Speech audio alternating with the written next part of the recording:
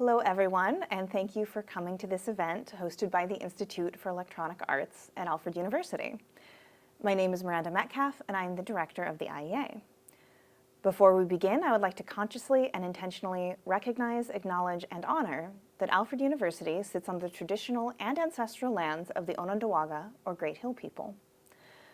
With a proud and rich history, the Seneca Nation of Indians, also known as the Keepers of the Western Door, are the largest and westernmost of the 6 nations that constitute the Haudenosaunee Confederacy of Nations, a democratic government which predates the United States Constitution. This evening, it is my pleasure to introduce Dr. Michael Betancourt. He is a Cuban-American research artist who has cultivated a conceptual, theoretical practice that combines media art production with discursive critical analysis focused on art history, digital technology, and capitalist ideology. His movies and statics, made from glitched images, have been shown internationally at a wide range of galleries, museums, and art fairs, as well as film festivals. Some of these include the Tate Modern, Art Basel Miami Beach, Contemporary Art Ruhr, the Museum of Contemporary Art Miami, the Bass Museum of Art, the Painted Bride Art Center, the Black Maria Film Festival, the Ann Arbor Film Festival, and the Athens Video Art Festival, among many others. Michael has been with us since April 28th through our Artist in Residency program, which is supported by the National Endowment for the Arts, the Ralph C. Wilson Foundation, the New York State Council for the Arts, the Shine Joseph Endowment, and the School of Art and Design, and the Department of Expanded Media at the New York State College of Ceramics. And without further ado, please join me in welcoming Michael. The introduction. Thank you all for coming. Can you hear me? Okay, good. Technology doesn't tend to like me. I think that's why I make things with glitches. Now, I'm going to be talking today, really it's kind of a superficial and quick survey of interesting things I've done with glitches over the last 30 some odd years. Fundamentally, my work is not about breaking things, though, even though I do a lot with broken stuff. I break things constantly. Things break for me. Things break whether I want them to break or not. It just happens. It's technology. What my interest is in what happens when you look at things at the margins, liminal phenomena, the experiences that happen when you encounter something that isn't quite what you're looking at, or what you're expecting, or what you think you should be seeing, or what you're anticipating. And that's where glitches come in, because glitches are one of the ways that that kind of an experience comes into the foreground relatively easily. So my focus isn't so much on the glitch as on the kind of recognitions that the glitch allows us to have, the kind of experiences that we get to have, that engagement with the world. Now, having said that, my work is somewhat complicated because it's not just studio work. It's divided in between what would more typically look like academic practice, where you write and do research, and studio practice, where you make things in a studio and then it gets shown in the gallery or someplace like that. For me, these two things are inextricably tied together, because the kinds of things that come up when I'm doing research sometimes cannot be addressed by research. It cannot be addressed in writing. And there's many things that happen in the studio that, to really understand them, can't be addressed by anything in the studio. You actually have to go back, you have to write about them, think about them critically, and look at them in context. So my work is this weird entanglement between very traditional kinds of academic work that you would recognize as like art history or critical theory, and more contemporary kinds of studio work. This results in a variety of publications, and much of the theoretical ramifications of my work actually happens in the academic publications, the writing part of it, not so much necessarily in the work itself. This frees up the kind of artwork that I do to do things that are much more visceral, much more engaged with our perceptual and experiential apparatus. So how we see and how we encounter is countered by, is complemented by, expanded by, let's say, all of this other work that is probably fairly tedious and boring if you're a studio artist. So, let me talk about glitches. Glitches are one of those things that are very, very familiar to us. The use of digital artifacts and digital breakdowns in expressive ways has gradually assumed a fairly coherent and singular term, glitch art. Even though as recently as a decade ago there were a variety of different terms for this kind of media, in the last decade it has really winnowed down to this particular term, glitch art. But for me, glitches began in the early 1990s with things like this. This is a glitched digital output produced by the NewTek Video Toaster, a machine that would run and process in real time using digital technology some of the same kinds of things that analog technology was doing before. This was on a Commodore Amiga. That led to me experimenting with various ways of recreating these kinds of effects, including things like directly editing JPEG files or compressed web graphics using hexadecimal editors, where you change the code, you cut the code up, you move pieces of the code around, so everything is happening inside the code editor, literally rewriting the file. This leads to some of my earliest experiments. In the 1990s, when digital video started to become a thing, I began experimenting with both altering the digital video files and most especially altering the video codecs that would then transcode the files, that would render them for us, make them visible. And you get, when you do that, things like this, where there is actually nothing wrong with the file at all. This is entirely the decoding of the file that renders these effects, that renders this fairly dynamic abstraction. It's very hard to get interesting results by doing this, so I ended up only keeping just a few of them. Like most things with generative systems, it's easy to make lots. It's very hard to make good ones. It's very important, at least from my perspective, to throw away everything that's not perfect, because they're basically free. So this is from 2000. It's called Malfunction.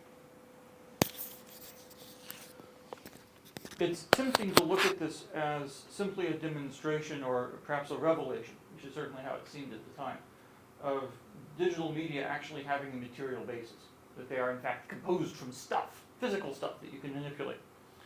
But this materiality, while it is a fact, is also, in a way, from my perspective at least, almost incidental to its expressive potentials.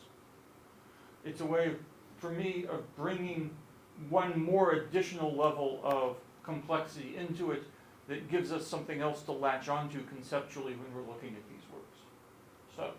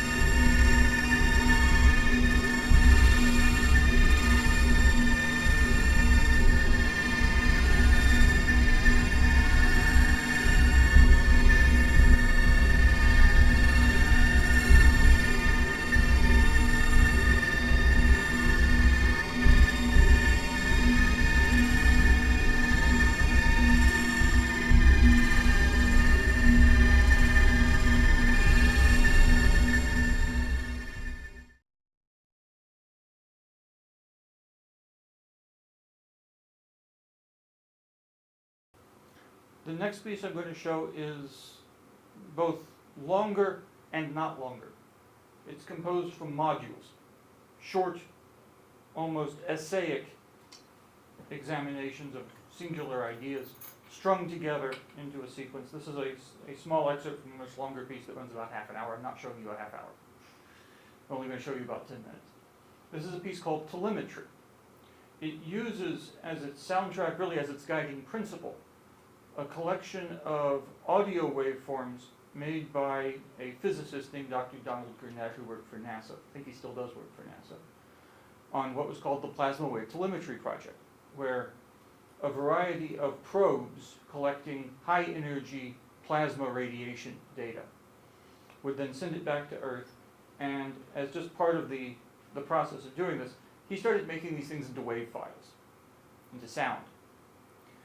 I got in touch with him. He provided me with a very large and very screechy, as you will hear, library of these things. And that became the reference point.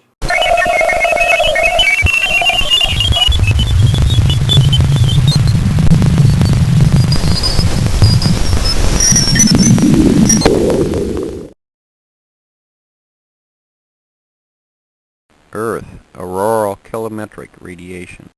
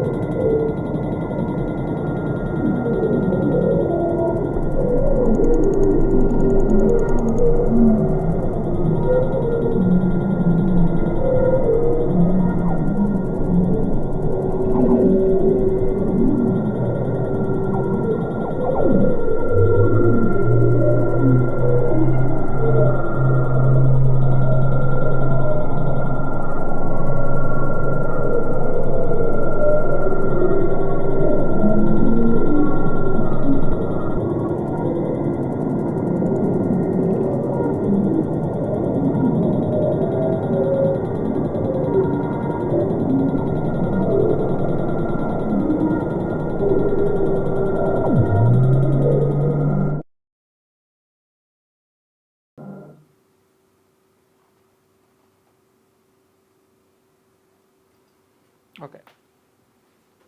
Now, the next piece, very different, where the pieces that you just watched, this collection of telemetry, are distinctively abstract. This is much more naturalistic, even though it is still highly stylized. It contains unmistakable imagery of a 1920s silent era Hollywood star named Mae Murray.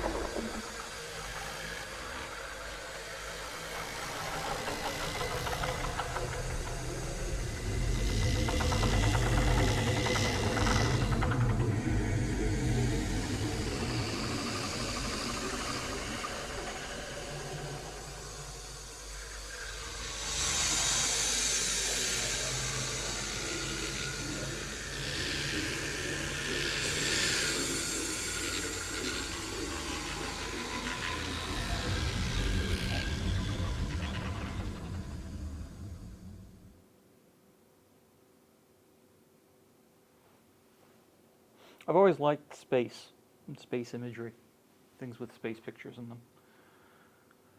So we have a couple more pieces that really explore those themes. There's the Dark Rift here. And then there's this one, a short and somewhat amusing video, movie really, about loading dogs onto rockets and firing them into orbit.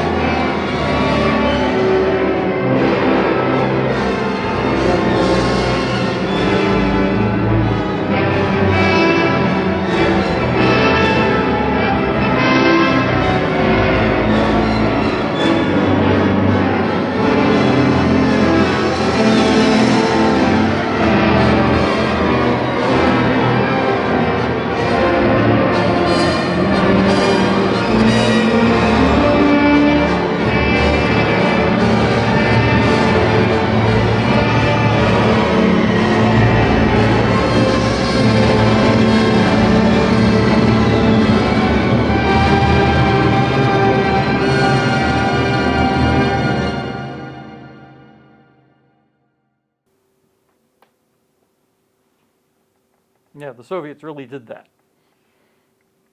Now, what we've been looking at mostly are short movies. One somewhat more complex piece made of modular shorts that's longer, but mostly short pieces. But that's not really how I work. I don't just make short things. My work is really divided between very large, somewhat ungainly projects in some ways, and very short, often quite focused studies. The next piece I'm going to show you is one of these larger, somewhat ungainly projects called Instaglitches. It was produced over a 6-year period, sometimes every day, sometimes every other day, in which I would exploit image handling faults in the Instagram application on the iPhone that I had, generating 2,600 individual glitches. These glitches then became the footage that I manipulated and glitched into other things with in order to produce a projection piece called Instaglitches that was installed at a projection festival. And you're going to see the documentation of it here because it's actually kind of entertaining, a couple of years ago.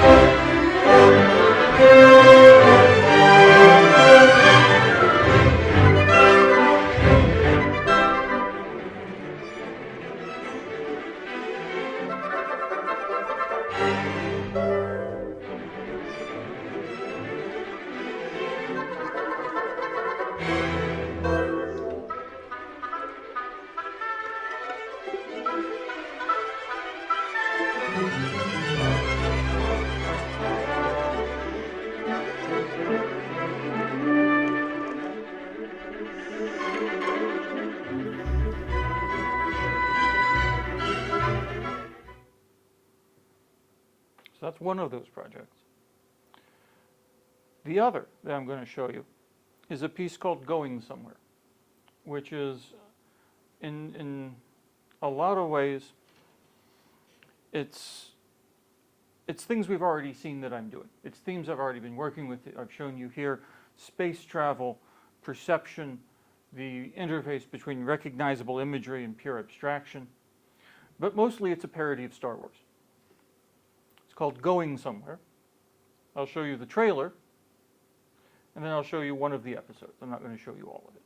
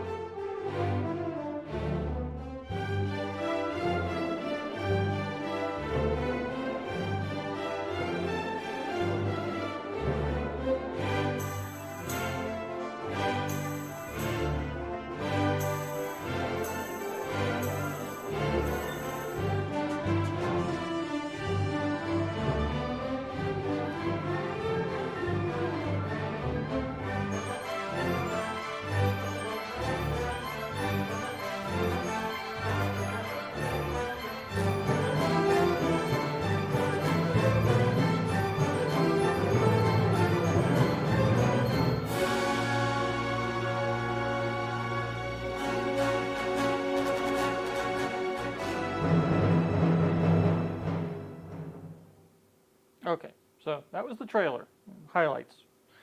This is one of the actual episodes.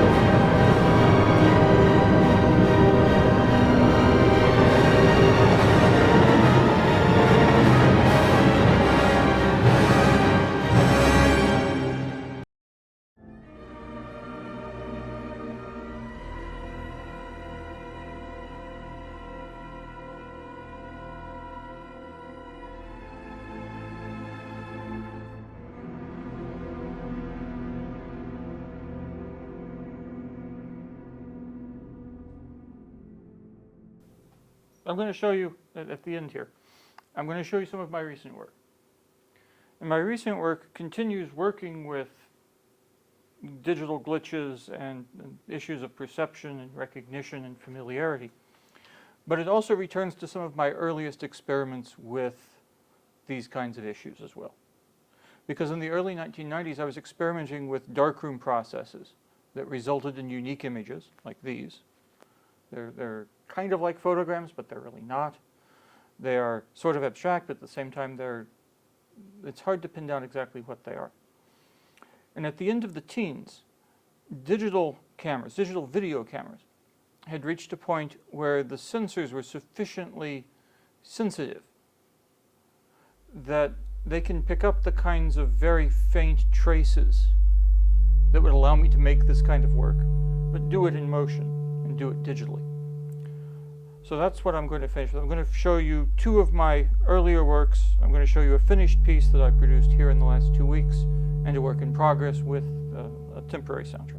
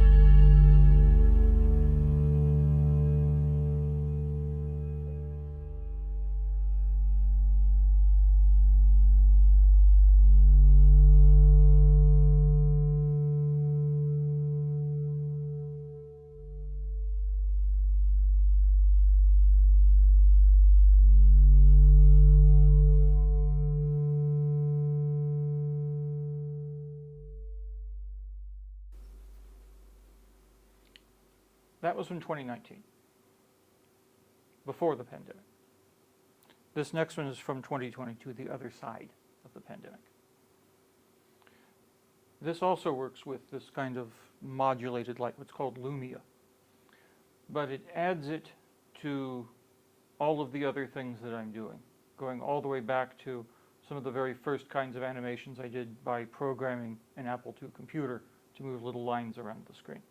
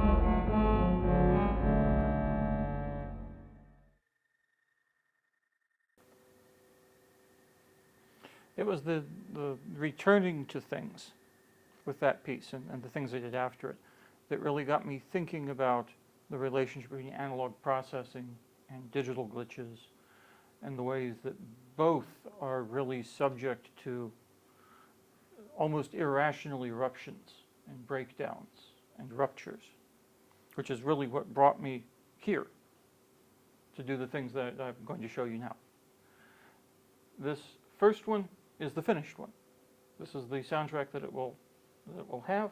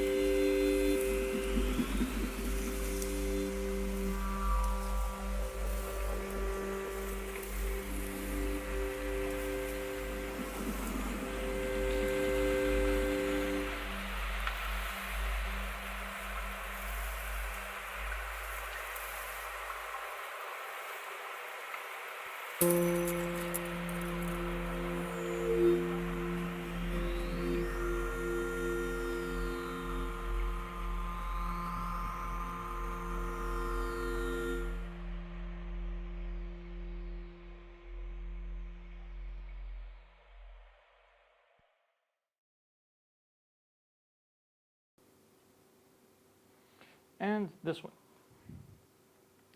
Visuals finished. Soundtrack, not yet. So I picked something that would be an entertaining way to close out what we're all looking at. This is not going to be the final soundtrack, I hope.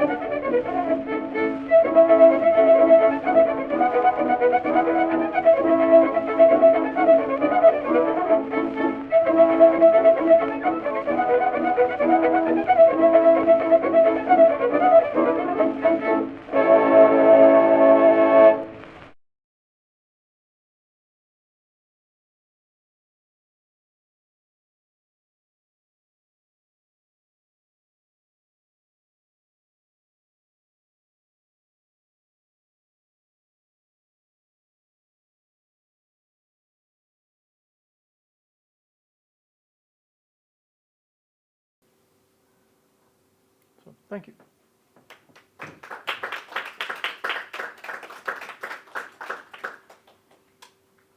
Okay, thank you. So normally this is when we open up for questions, but we do have pizzas up in the IEA getting cold, so maybe we could all like walk and talk and chat on the way over there. So Mhm. cool, awesome. All right, thank you again, Michael. Yeah.